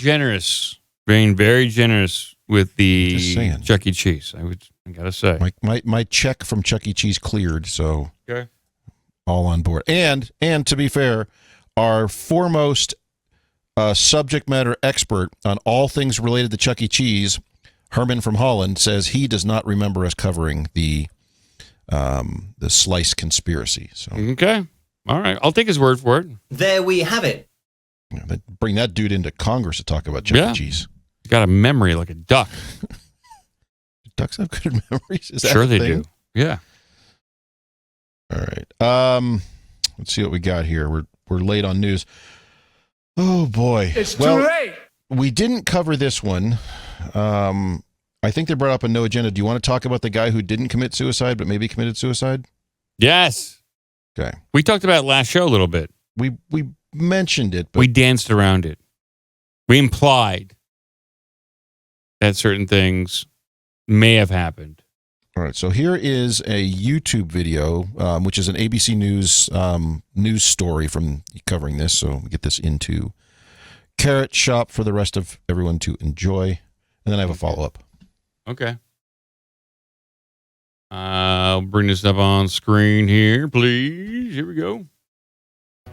I know that he did not commit suicide. There's no way. First tonight, our investigative reporter Ann Emerson has new information in the death of Boeing whistleblower John Barnett. A close family friend of Barnett says he predicted he might wind up dead, that a story could surface that he killed himself. But he told her, don't believe it. Ann? Tessa, Barnett's family friend Jennifer said they had talked about this exact scenario playing out, but his words seemed like a premonition. He told her, don't ever believe it. I knew John because his mom and my mom are best friends. And so over the years, get-togethers, birthdays, celebrations, and, whatnot, we've all got together and talked. And, that's how we really know each other. And when Jennifer needed help one day, Barnett came by to see her. They talked about his upcoming depositions in Charleston. Jennifer knew he filed an extremely damaging complaint against Boeing. He says the aerospace giant retaliated against him when he blew the whistle on unsafe practices. For more than 30 years, Barnett was a quality manager. So I don't know if we need to listen to the rest, but hypothetically, Boeing killed him. That would be pretty obvious. Boeing would have to pay off a lot of officials in that area, you'd imagine. Wouldn't it be equally as damaging if a competitor killed him to make it look like Boeing did it? And that's the current thinking is could somebody from the logical one is Airbus, but could be what's China's airline Comac, I think. To one of those other manufacturers doing this to further damage the reputation of Boeing. And Boeing is sitting around going, "We didn't kill him. We wanted to, but we didn't." Can't believe you committed suicide. Yeah. And it's weird things like he shot himself in his truck on a day he was testifying, like during the lunch break. Like who does that? Typically, I wouldn't imagine that's where you would do it. I don't know where most people commit suicide. I would say at home, next to you're surrounded by bottles of alcohol, empty pizza boxes, hot dogs everywhere, underwear hanging from the rafters, and you're finally at the end of your rope. And you're like, this is it. I'm out of pizza. I'm out of drink. At least do it with some style. Go to that pizza place you like. I can't remember the name of it now. That has Showbiz Pizza. No, the other one. Celebration Station. Celebration Station. Go there, get one of those go-karts, get out in the traffic. Now that's how you do it. Do it in style. Yeah. Let's do it. With a pizza while dressed as the Little Mermaid. Yeah. At this point, why aren't the federal authorities involved in this investigation? Why? I'm sure they are, but okay. This is one of those things. I mean, Scott Adams always talks about this. Like, you can't take the immediate news. You have to wait for it to shake out. And in some sort of investigation like this, it's going to take several weeks for us to find out what's more likely going on. But yeah. Yep. Okay. Just figured I'd bring that one up. Well, I'm glad you did.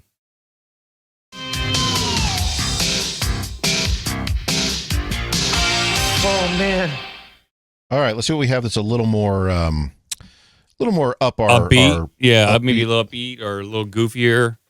Boeing All right, here's a whistleblower. couple of headlines for you. So, people who live in touristy areas are getting sick and tired of tourists in Spain and are basically now insulting tourists to get them to go away. Oh, really? I can see that.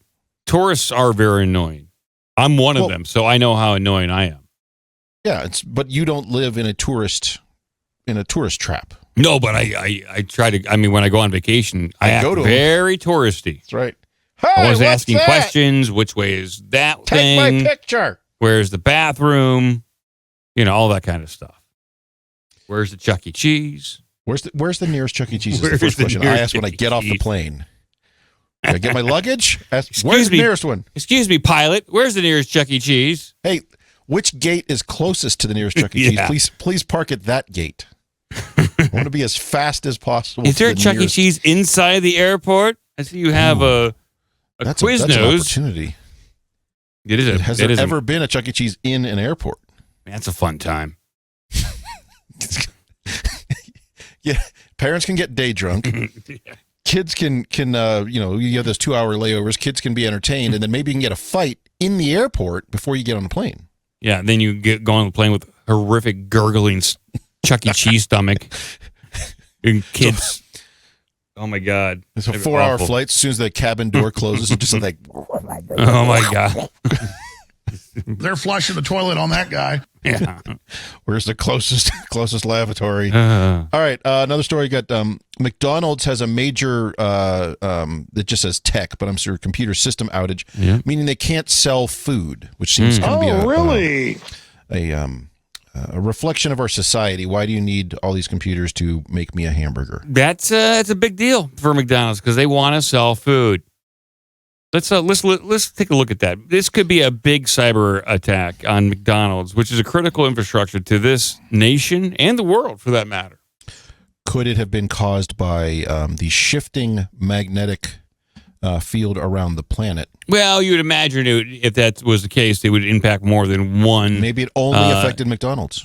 Well, it must have very weak infrastructure. All our wires are unshielded. Yeah. McDonald's suffers global tech outage, forcing some restaurants to halt operations. Oh, really? Oh, yes. McDonald's suffered a system failure Friday that left customers in some parts of the world unable to order food. I mean, that would be annoying because occasionally you get like a hankering. For myself, I get a hankering for some fast food, and you go there like, oh man, I get my 20-piece McNugget, my large fry, my milkshake, just like my mama used to make it. And then you get up there and you can't even pay for your food. Disappointing. McDonald's in Japan took to social media to say the operations at stores nationwide were temporarily suspended. On Down Detector, a website which tracks when apps and websites are having technical difficulties, there was a spike in reports of issues on the McDonald's app in Australia around 2 a.m. Friday. So that's a big deal. That's drinking time. Yeah, it's people getting out of the bars closed. Yeah. I'm going right to McDonald's. Yep. Do they have Taco Bell down there in Australia? I don't think so. I don't know if there's Taco Bell in Australia. Nope. That is an American brand. Not down there. McDonald's. So let's see here. So the outage was first flagged by the Australian unit of the U.S.-based fast food chain, which said it was working to resolve the issue as soon as possible. At 6:45 a.m., McDonald's Australia said on X that most of its restaurants had been reopened. So, okay, they had about 4 hours of downtime, at least in Australia. Could have been a cascading issue. Let's see here. They're not even speculating in this article what it could be. Yeah, why would anybody who writes an article on this on CNBC, which is business focused, why would they ask those questions? Because if you're a business focused website, you'd like to know the reason. Is it just poor software, an upgrade failure? Was it a cyber attack? Because those all impact your stock prices, I would imagine. Was it a competitor? Maybe. We talking about Wendy getting in there hacking some shit? Possibly. She's a known hacker. Dave Thomas personally hacking from the grave? Maybe. The Burger King himself? No, he was the Wendy's guy. No, yeah, Dave Thomas, the guy. Yeah, he went to Ohio State. He has a degree in information technology. Used to moonlight there. By the way, there were Taco Bells in Australia, first opened in 1981, but then closed due to a copyright conflict with an existing restaurant called Taco Bell. Holy shit, really? Yeah, reopened in 97, but then closed out again. Then they came back in 2017. Looks like they're still open there, and they have, it says as of January 2023, there are 39 restaurants in Australia. This is quite the story. Mm-hmm. So I watched that movie, The Founder, with Michael Keaton about Ray Kroc. Ray Kroc, the guy who really made McDonald's a nationwide franchise juggernaut. Fascinating story. A bit of a slimy guy, but well, he was a business guy. An interesting story, very interesting story. How that's the one where didn't he famously he bought out the name, and then the two McDonald's brothers tried to open another restaurant, and then he sued the crap out of them. They could, yeah. The two McDonald's brothers couldn't even use their own name to run their own burger shop. In the end of it, it was quite an interesting story of how to franchise, and then how Ray Kroc decided to make his money. Because initially they didn't really think it was going to work. But Michael Keaton, you like him? He's great in that movie, no doubt. All right, Crash, let's see what else you got over there. What don't you fucking understand? A lot. So we have a general follow-up story on the Phoenix Lights. It's a local Arizona story, and they're just covering it from the standpoint of it's still a mystery, and we still don't know. 37 years later, we still have no idea. Actually, it's 27. But 27? yes. Okay. Yeah. So that's an option. We have a guy who pulls up in the police station parking lot and blasts NWA's "Fuck the Police." And they go out and arrest him. That's a funny headline. That one worked well. What they arrest him for? Disturbing the peace? We'll bring that one. I mean, come on. I think they arrested him for quote-unquote asking for it. Yeah, I mean, come on, cops. Have a sense of humor at this point. All right, there you go. Here's this one. By the way, this guy has the most upbeat mugshot I think I've ever seen. He does. He's got a great smile. This is a guy who is proud of what he did. This guy, he's got a winning smile. He's like, yeah, I did it. Hilarious. Man serenades police with NWA's greatest hits from station parking lot, gets encore performance in jail. I love that headline. Yeah. Well, what do you mean encore performance in jail? They allowed him to continue to play NWA's album in Let jail? him take his car stereo in there. Yeah. Let me drive my car into the jail so I can continue to play the CD I love. A man from Coral Springs faces charges of threatening a public servant following his demand for Coral Springs police officers to meet him in the station parking lot where he was loudly playing NWA's song F the Police. They didn't say the word fucking here. On March 9th, the Coral Springs Police Department responded to a call from dispatch which reported that a man that later identified as Daryl Medlock, 55, was advising officers to meet him in front of the police station. According to the report, upon arrival at the parking lot where Medlock was positioned inside his vehicle, officers were met with loud music playing lyrics that were explicitly derogatory towards police. The situation escalated when officers approached the vehicle and found Medlock and a female companion. They were informed that they were violating Florida state statutes for playing music excessively and for having a tinted tag cover obscuring the car's license plate. So they were looking to get this guy on anything. Oh, wait for it. Read the next one. Additionally, Medlock's car was illegally parked in a handicap spot. Oh, my God. Oh, geez. That did it. Yeah, he needs to go to jail. According to police, Medlock's response was highly aggressive, and eventually he charged one of the police, yelling, "Mother effer." The report showed the officer drew his taser in self-defense, and another officer intervened quickly, detaining Metlock before he could reach the officer. Metlock was arrested and transported to Broward County Jail, main jail. I'm not believing this. I want to see the body camera footage. Something else happened here. Yeah, I think there was definitely a bit of back and forth there, but yeah. I think it's more the irony of he's clearly upset about something because he's yelling at them to come outside.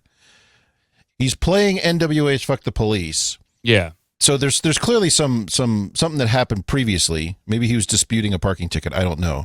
But then to your point, they arrested him on anything they could. Oh, your window tint's too dark. You're one line over. You're one wheel over this parking line. You're playing music's too loud. Yeah, you're playing. Yeah, your exhaust has got a ramrod, and any one of these things, I think, is just like, well, we'd write him a ticket. Yeah. But then they clearly were doing something to get him to someone get him really recognized the song and said, "We're busting this dude." Yeah.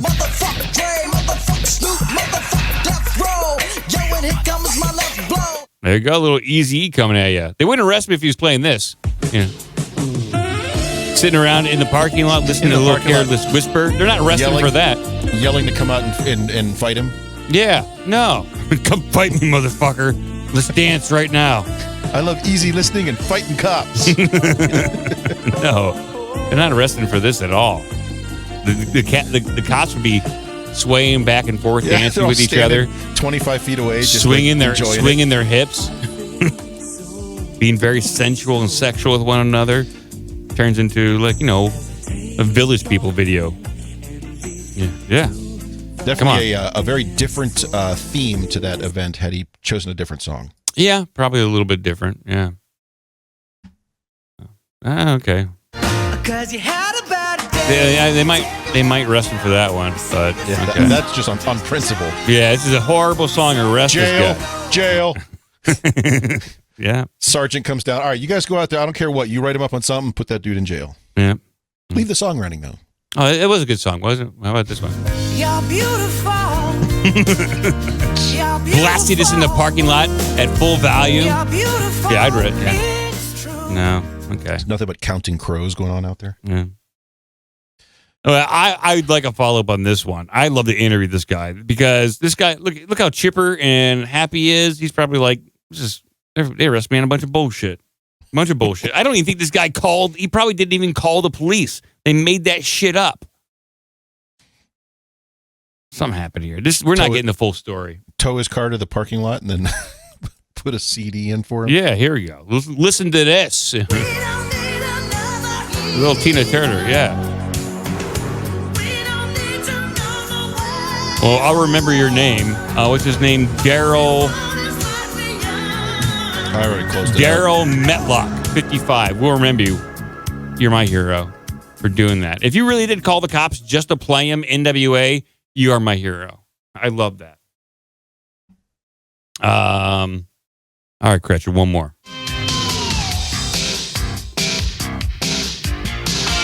God damn it.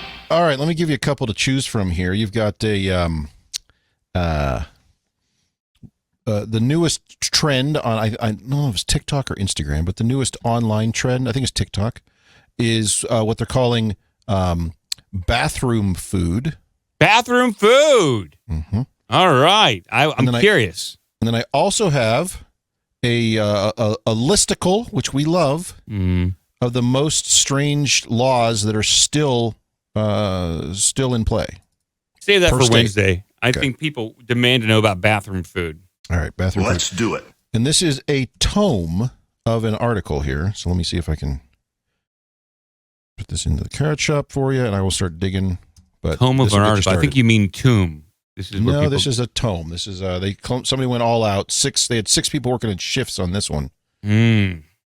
Bathroom food is the latest social media fascination. I'm upset by this.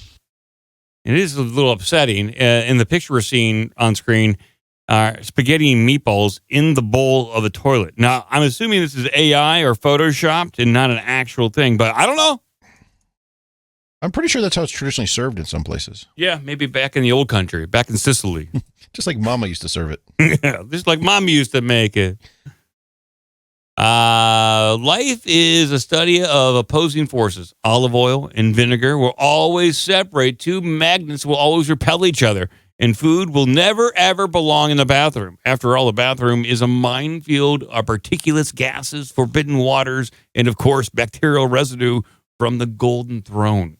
Most of us understand implicitly that what occurs in the bathroom and what occurs in the kitchen are two different universes, and never the two shall meet. In recent years, social media has begun toying with the most unholy combinations to fascinating and frightening results. While there's nothing strictly wrong with food in the bathroom, that doesn't mean we should all wholeheartedly embrace the practice. Indeed, it's taboo. It's a raw emotional nerve. Think of the Seinfeld episode in which Kramer prepares salad while showering and later serves it to Elaine and her coworker. Great episode.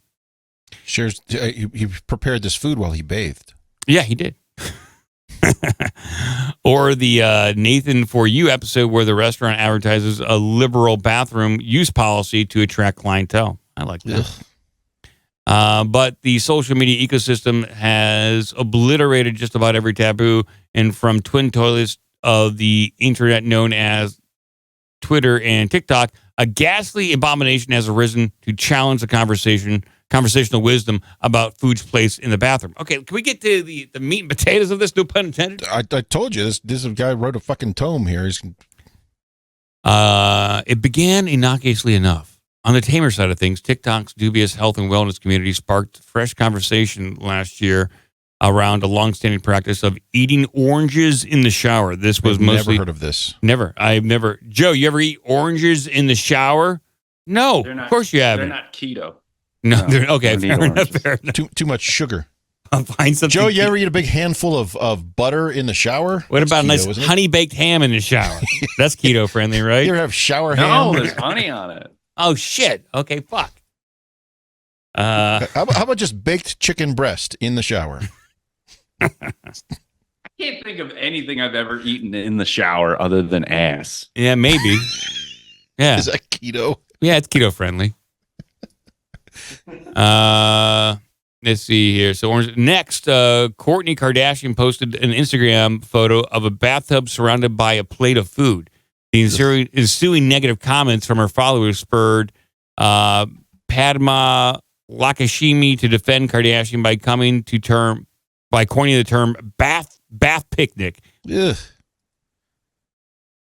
I want to see what people are eating in bathrooms now. Ew. What's the latest trend? By the way, I did find this photo here. Let me see if I can. The link's in the article there, but there is something on a plate on the turlet in that one. Yeah, I think this is an actual photo. I think it's happening because according to this article, a viral TikTok post in December of 2022 shows someone cooking a big batch of ramen in a bathtub. While the creator of the video presumably saw the bathtub as a really big cooking vessel, most viewers focused on possibilities like the slimy residue of soap, scum, and all the feet that have gripped the wet acrylic. And if that bothers you, don't under any circumstances watch the TikTok video of someone straining pasta into a toilet bowl. Oh no. Well, this is gross. Oh my God. Is that the ramen video up on screen there, Cratchit? No, that's Kourtney Kardashian's bathtub.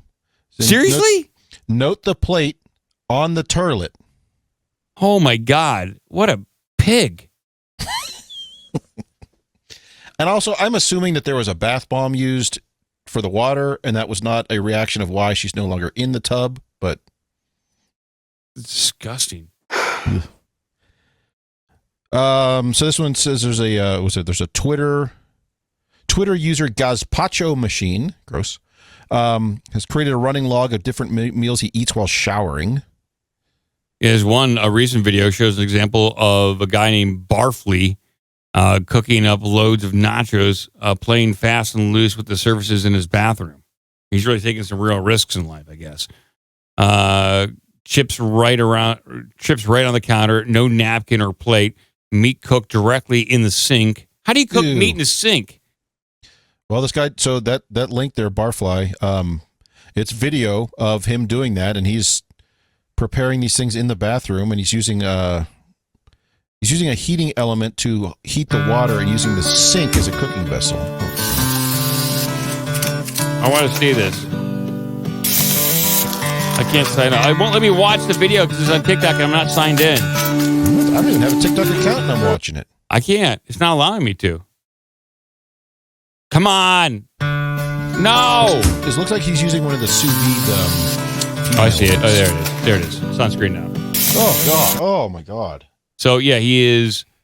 And he's just washing it down the drain. Oh, my God. That's going to clog the drain. That's not what that's for. And he's cutting all the food like on washcloths. And I mean, I can understand this. Listen, if you're down on your luck and you can just live in motels, you're traveling from town to town, you're a drifter going from construction job to construction job, all you got is your motel room. I get it. But this guy, I'm imagining this guy is not that. And he's cooking right next to the toilet. What do they call that? Rage bait, where he's doing this he's doing this for getting clicks because, hey, we clicked on it. Yeah, I love it. So gross. This is good. The first reply to this video says, "Do you cater weddings?" I love it. Oh, now he was sitting on the toilet eating nachos off the kitchen counter, not kitchen counter, but the sink, the bathroom sink counter. Oh my God! But it's all happening. You're right. At the end, he's sitting on the can with no pants on. By the way. Oh shit! It's all happening. Jigs 222 reminds me this is the same guy who has quote unquote done this on airplanes, which I'm pretty sure was an edited video because you're not allowed to just go in the lavatory in the airplane with the heating element and start cooking shit in there. Because that's all the people who just ate at Chuck E. Cheese in the airport need to get in there. Oh, Jesus. So it's all happening. It's happening, people. I can't take that. It's just disgusting. It really is disgusting. It's all happening. It's all here. Oh my God. So anyway, there you go. It's the newest trend on the tickety talks and the tweeters and the face bags and Instacams is to make terrible quality food in the can. Yeah, it is. This is.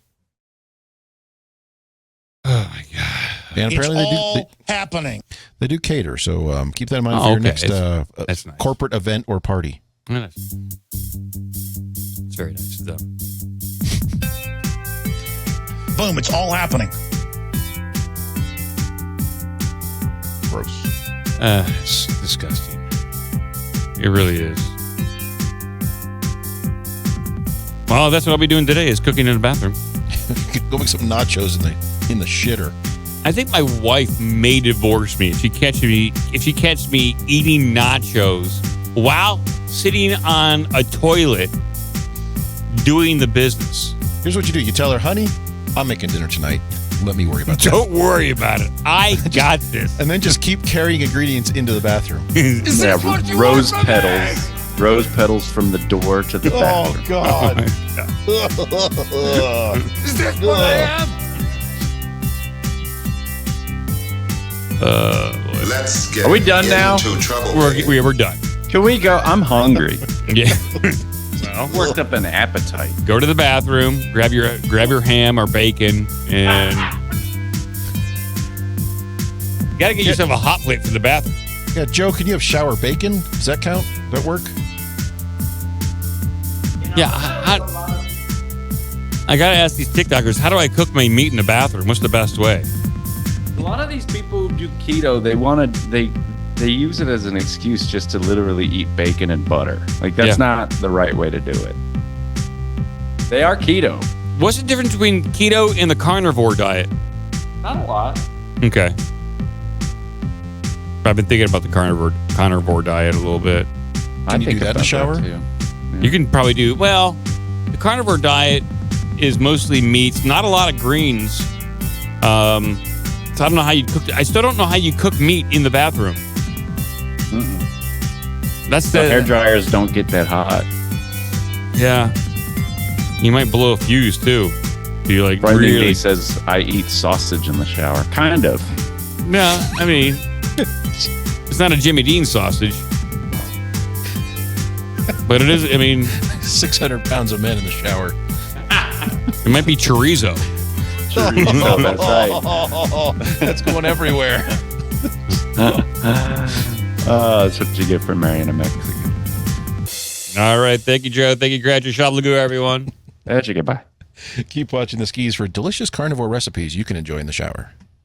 We better blow whatever's down there before it's Look at his face. Can I go make water? Anyone? He's in critical condition. Now you pissed me off. Sweet potato poon. To order your complete Jet Air professional hairstyling system for 2 easy payments of just $29.95, have your credit card ready and call toll-free 1-800-442-8884. With a Jet Air, you'll get fabulous curls that last all day, and it's so easy. Call 1-800-442-8884. That's 1-800-442-8884 now.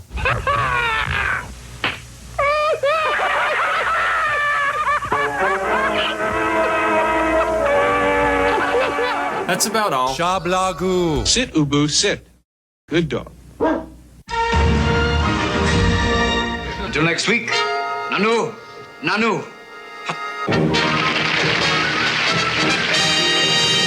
Stop the suffering.